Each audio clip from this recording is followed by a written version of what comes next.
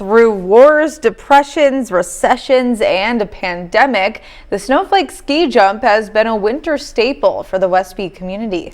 News 19's Haley Johnson takes a look back through its history and shares that while the event has seen plenty of changes, it's what stayed the same that's responsible for its survival.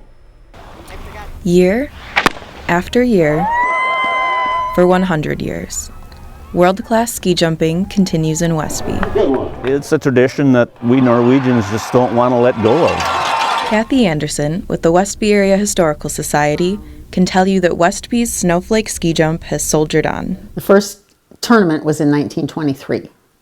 The tournaments continued through 1930, but then because of the Depression, things fell off, and after the Depression, there was World War II. There were tournaments, but they weren't sanctioned tournaments. They were, little local kind of things. Those small gatherings were just enough to keep the event going. In 1946, Howard Johnson, who had been prisoner of war, and when he came back, he had kind of an attitude that life is precious, life is short, and he said, we need to get this going again. When it moved to its current location in 1961, the 90-meter hill, as it's known, became one of the largest hills in the United States.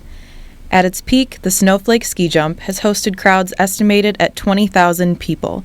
One year, even Governor Gaylord Nelson flew in by helicopter for the event. But most of the ski jump's history hasn't been written down.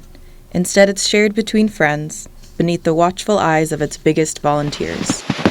Like many in the community, Mark Tainter and Garland McGarvey have a list of ski jump memories 90 meters long. Oh, we've had the circus here before. The circus, just one of many creative fundraising efforts to keep the event going.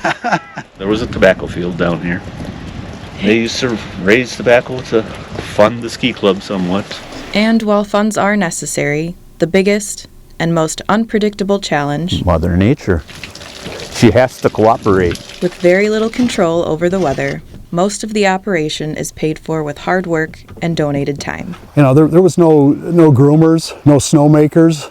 There was the snow that was being hauled in.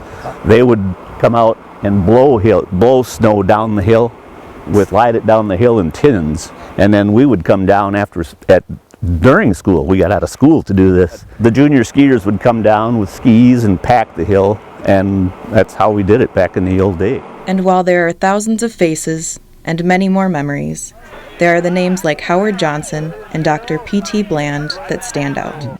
Howard was a great organizer. He was very good at getting people involved. There was nobody better than Doc Bland, most well-respected person in ski jumping. To see that guy up in the side of this hill, middle of July, with a hand sign in his hands, cutting down weeds, you knew he was a sincere person that really truly had a love for this sport in this area.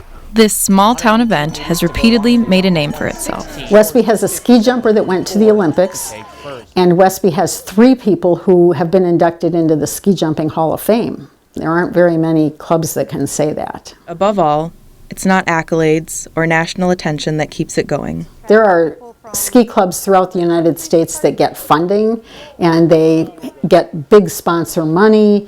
Snowflake doesn't do that, and to get a core group of people that can put on an international tournament every year is just an amazing thing. That's the amazing part of it, is 100 years seems like so long ago.